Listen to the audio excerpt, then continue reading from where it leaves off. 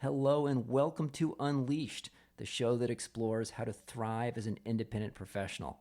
Unleashed is produced by Umbrex, which connects you with the world's top independent management consultants. I'm your host, Will Bachman, and I'm so excited to have my good friend David A. Fields back on the show. He's been on the show a bunch of times. David A. Fields is the author of The Irresistible Consultant's Guide to Winning Clients, which I've given out a couple hundred copies of this book. I love it so much.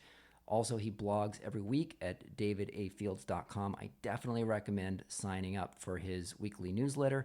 David, welcome to the show. Thanks, Will. And you are so generous in that introduction. It's just, frankly, it's always a delight to have these conversations with you. Thanks, David.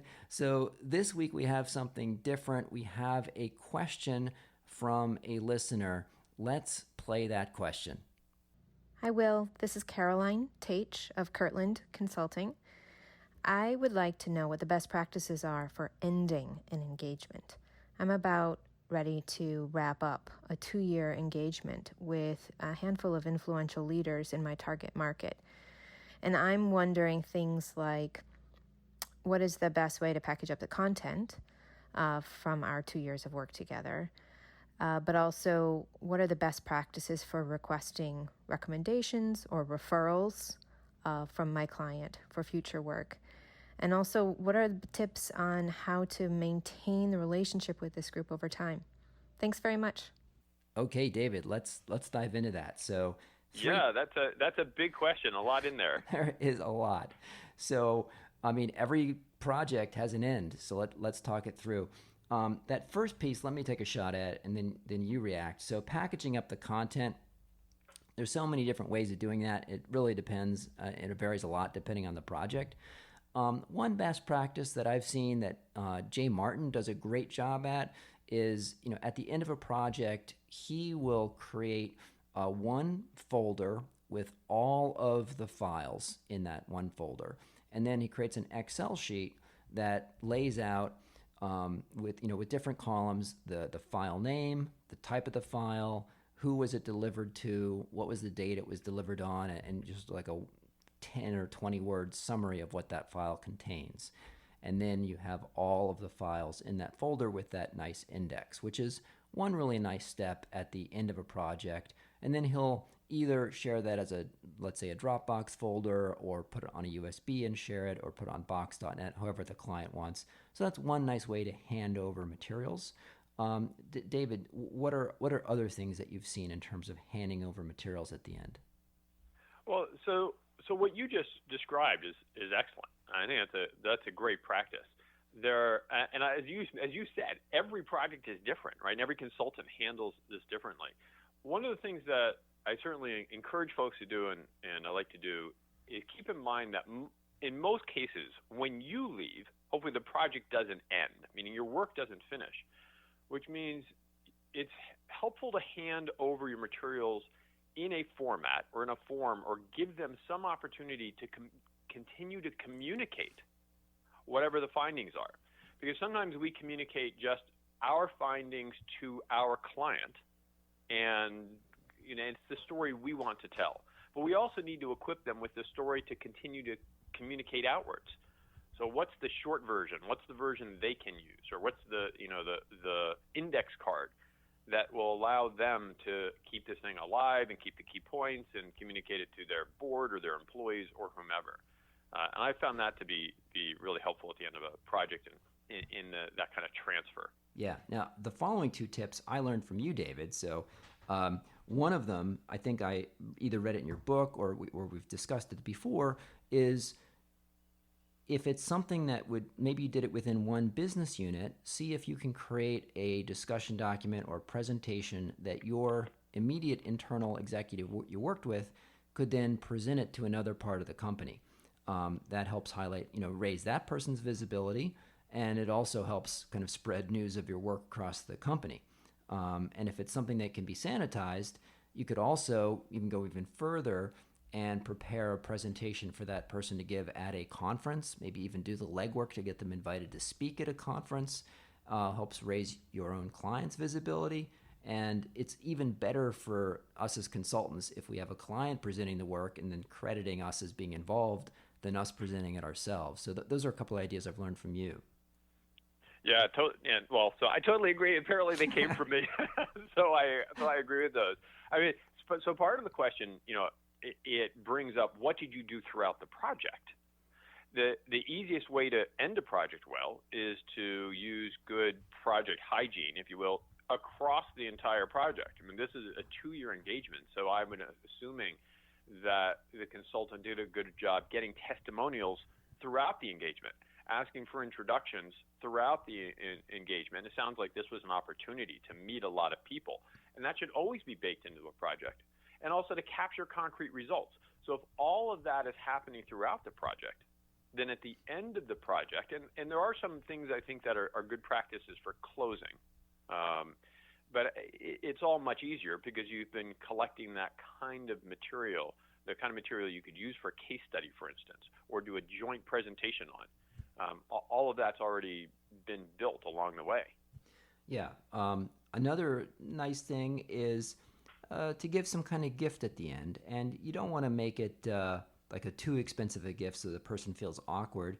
But maybe if it's a team that's been working together, you get some kind of team cartoon done that everybody could have framed in their office, or some kind of thing that's a little bit funny, but sort of just reminds people of some in jokes that they can keep around as a little tchotchke on their desk. Yeah, you're very good at that. You happen to be quite good at that, and if you are good at that as a type of person, so you, Will Bachman, are very good at that. What I would say to listeners, if you're the type of person who's good at that, totally do that. And if you're not, find someone who can help you. Be creative and come up with those kind of small, really meaningful, thoughtful gifts, as you said, or celebrations at the end. Yeah, and then just on the piece about packaging up the content before we move on to really the referrals piece, is maybe this goes without saying, but make sure that you're leaving behind a good action plan of what comes next. And we often will have like the detailed action plan, but one tip that I've picked up along my career is for the sort of client's boss's boss, or for the CEO, put together just like the one-page CEO version of that plan, sort of the one-page CEO checklist. So what are things that should be done over the next 6 months, the 8 bullet points, as reminders for that senior person to check in on the progress. And then maybe one other point would be, and this might get down to maintaining the relationship, but if you've set expectations earlier, seeing if you can, just sort of as you're wrapping up, schedule a check-in for 3 or 6 months later, as saying, hey, one thing that I always do in my projects is I always check in 3 months later to see how things are going. And if you get that buy-in when the project's wrapping up, then you don't have to try to schedule it 3 months later, but you have a built-in checkpoint. Yeah, that is great. And can I add to it? Yes. Could I that's what you're here. A little bit? So, 100% agree. And when you're doing that kind of checklist, one of the things that I would consider building in and offering are triggers, meaning not just here's what you do next, but here's how you can tell whether everything's working and whether you should give us or someone else a call. So because people often don't think about that in advance. So if you can say, these are your signals, these are your triggers that say, you know what, give us a call or let me know. And those can also be success triggers. When you hit this level, level of adoption or whatever the trigger is, please send me an email because I want to celebrate that. That's a success.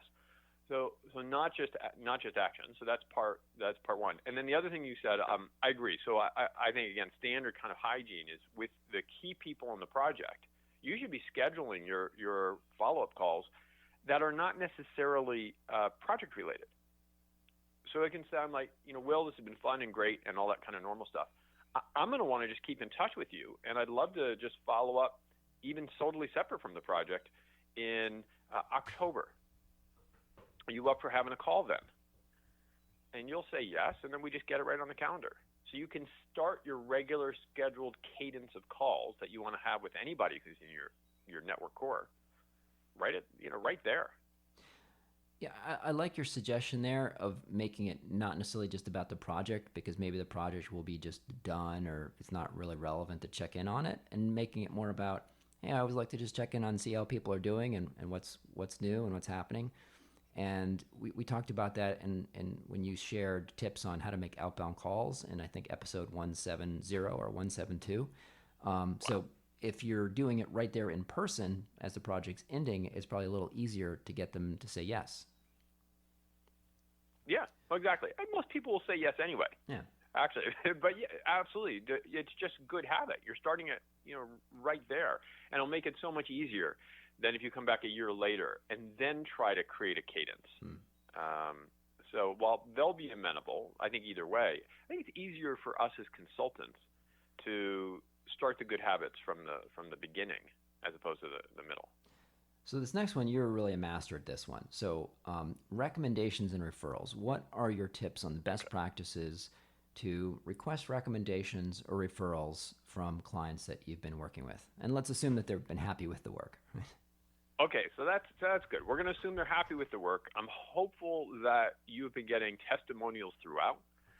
Wait, say more about that. So more about getting testimonials throughout? Yeah, so I guess your point is that if someone just 3 months in, 6 months in says, oh, that was really good presentation, or good analysis, or good way you handled that, then you want to make a note of those things at that time, so that like later on you can say, hey, but remember in September you said that this was this was your email. So you want to sort of capture those that feedback Sure. over time. You bet. And the same questions, the same 4 questions, or at least 3 of the questions that you're going to ask at the end of a project that will set up a testimonial, you can ask, and at any time, like you said, after a presentation, after a deliverable, when the client seems happy, you can always ask for feedback. Okay, I'm on the edge of my seat. I can always say, what are these 4 questions? All right, so I'll give you the 3 questions you can ask anytime, and then I'll give you the 4th one that sets up a testimonial. All right. So the 3 questions you can ask anytime. So I could say, Will, can I get some feedback from you on, we're mid-project, or we just had this big deliverable.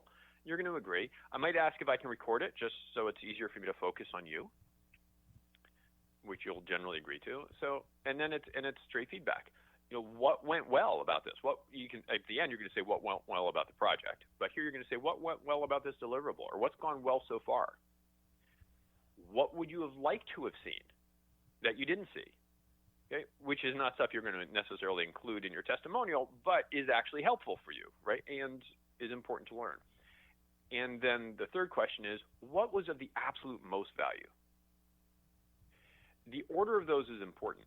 You are getting balance, but you always want to leave your client with the last thing in their mind, the most recent thing being positive, with a positive association. So not just, what's needed. Okay, so you can do that throughout. And then if they say something great, say, well, this was amazing value. The fact that you were able to show us not just the future we saw, but you allowed us to see around corners in our industry, that was incredibly helpful. Yeah, that's perfect. Quick favor, do you mind if I take those words and actually use them as a testimonial? I mean, that is just such a great way of expressing it. And again, most people will say yes. Okay, so those are the 3 questions. At the end of a project, there's a question I've learned to ask, which I found to be particularly effective. And it's this.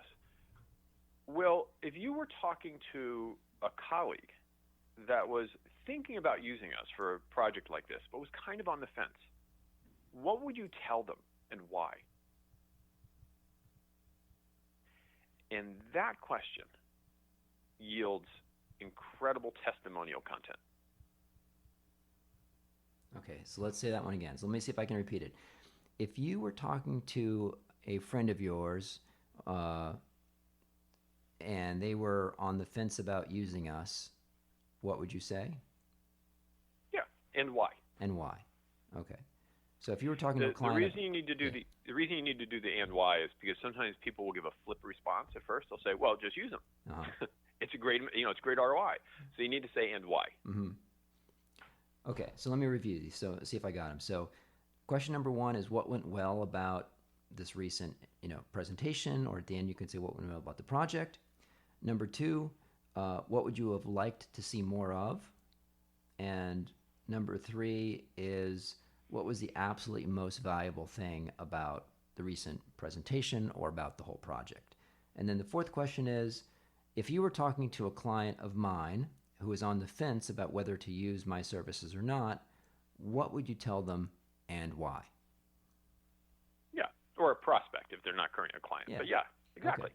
And so when you say ask if you can record it, are you saying, can I record this, audio on my phone, or just do you mean can I write it down, or can I take a video of you saying it? What do you mean when you say can I record it? Whatever you're comfortable with. I've done this on video, but usually I just do it on audio, in part because you do want word for word as best you can, and that way you have the testimonial, the language correct. However, if you have audio testimonial can be very powerful. And if you have them on video, so much the better. Keeping in mind, as you know, Will, as well as anyone, video is very difficult. Yeah. Right? It's difficult to edit. There's a decent chance if they're on video that they're bouncing back and forth, and they're grabbing their little plate of sushi at the same time, right? So not all video is usable. Mm-hmm. Yeah, Unless you really set up with lights and microphone, it's probably going to come out kind of bad. But audio, you could overlay that on top of the person's photo and add a little transcript. So and you find, I would have guessed that people might be a little awkward about that. About I don't know, but I want to be recorded. But you're saying, so how do you say that? You say, do you mind if I record this just so I can really focus on the words and make sure that I am able to replay it later and hear what you said? Like, do people ask, are you going to share this? Or, do people get awkward about that? No, I haven't done it, because remember, the setup for this is I'd like feedback. Okay. Not the setup isn't, hey, I want a testimonial. If you say I want a testimonial, then they're going to go off into their heads, and what you will get will actually be more awkward. Okay. So you ask for feedback, and then after you're they asking say for it, feedback, and after you say it and say, well, this was really helpful, very kind of you to say, would you mind actually if I use that as a testimonial? Yes, okay. That's exactly right. All right. So the David A. Fields Jedi mind trick. Well, and to be clear, the intention is to get feedback, right? And to find out what they would say. We have learned, me and my team, we have learned an incredible amount from this, and made adjustments to our programs, by hearing what people say and what people say they would say to others. Mm-hmm. Because it highlights, this is where you really found value. And so it is truly learning. And whether we use it as testimonials or not, at some point, as you know, at some point you actually don't need more testimonials. It's always nice to get, but you have enough. But we still ask the questions, because the questions are great learning. Fantastic. I should use this technique to get some more reviews on this podcast. So I would love to get your feedback on this podcast. Absolutely. What went well about it? And hopefully everyone who's on the podcast, and hopefully this happens for us too. I don't know. I have to ask my team, but hopefully we're also asking you for feedback. Yeah, of your guest. Okay, so let's go on to the next one. I know you're limited time. So maintain relationships. So what are your tips for maintaining relationships with clients when a project wraps up? You're the master at this. So what's the guidance? Well, I think we've touched base on, or sort of touched on this a little bit, which is you want to create a regular cadence of calls for anyone in your network core. As you know, Will, my belief is the foundation of consulting is relationships. When you have relationships allow you to have conversations. Conversations reveal opportunities. Opportunities lead to projects. So we're always trying to create and nurture, sustain relationships. And if you look at your clients not as little money bags that you want to try to somehow get access to, but as people that you can build relationships with and have interest in and really pay attention to, the whole process is easier. And you'll maintain these relationships naturally, and you'll ask to stay in touch naturally because you want to. And maybe future projects will come from it, or maybe not, and no big deal. Because if you do this enough, with enough people, the business will take care of itself. If you build relationship wealth, which I think is the true definition of wealth anyway, if you build relationship wealth, I apologize, Will. Another podcast calling you up. Yeah, then you will get another. You'll get more business. Yeah. So yeah, I would just say just pay attention. I don't know if that's specific enough, or if you want more kind of details on that. I mean, I'll add a couple things. So you already made the point about getting the permission and buy-in that you'll have a check-in call just to say hello and see what's new in their universe in, say, 3 or 6 months. Other things that are maybe obvious are connect with the people on LinkedIn. And there's, I think, a couple times to do that. One is you might connect with people on LinkedIn sort of the first time you interact with them on a project. Or a good time is, if you haven't done that, is at the end, do sort of a bit of a census of everyone you worked with at the client and connect with them on LinkedIn. So that's one idea. That's a great idea. Will, can I interrupt you for one moment? Sure. We also, when we see our client content on LinkedIn, if a client posts something on LinkedIn, we like it. Sure. Automatically. Yep. Because it's just supportive. So sorry, go on, keep going. Well, I'll actually, comment on that, David, which is even better than a like on LinkedIn. Likes don't do that much. Even better would be a comment. A comment. Yeah, a comment. Yeah. So anyway, you know that, but because comments, people, their followers will see you if you comment, but if you just like a post, their followers will probably not see your name. So it really helps spread a post on LinkedIn if you comment. No, that's great, Will. Yeah. I learned that from Mark Williams, Mr. LinkedIn. So I love his podcast, LinkedIn Formed, one word. In addition to that, it is actually nice, I think, to send a holiday card if you're a person who sends out holiday cards. I mean, I'm not talking about kind of a corporate one with your branding and logo, but just a personal family kind of holiday card is nice touch. It kind of sends the message that it's more than just a professional relationship, but you care about the person. So that's a nice touch, I think. And then, I think in addition to LinkedIn, if the person's on Twitter, you could follow them there. And, highlighting and helping to share their content on LinkedIn or Twitter, to your point, is a great way to just kind of remind them that you exist. And people who, are sort of LinkedIn superstars and get, 100,000, comments, are few. But most people maybe get 3 or 5 or 10 comments, and it's really appreciated when you get one. Say, oh, person liked my post or noticed it, and it shows them that you're kind of keeping track of them. So, any other tips for maintaining the relationships? I think those are all great tips. Yeah. And also, she asked about introductions. Do we want to touch on that? And I don't recall. Did we do a conversation about asking for introductions elsewhere? Well, why don't we repeat it here? And we may have mentioned it back in episode 1, but remind me. Just because some people are uncomfortable with it. I actually was having this conversation yesterday with an Umbrex member. Okay. Who's a client and who is one of her clients has just amazing connections, right? This golden Rolodex. I know Rolodex is an anachronism, but just an amazing contact list. And we were talking about how she gets access. And it's actually quite easy to ask for introductions. As long as you are asking for those introductions with a sincere desire to meet people and be interested in them, as opposed to sell to them. And so the kind of the standard introduction request that you can build from sounds something like this. Will, I know you interview a ton of people for this podcast, and you've probably talked to 20 interesting people in the past 2 months. Who are the 2 that you found just most intriguing, really lit you up? They're the people you would really love to talk with again for another hour. Right. And you're going to give me a name or 2. Yeah, I like that. Right. I'd say that's, this is just an example of why it is a good idea, which you advocate in your book, to have some kind of content platform.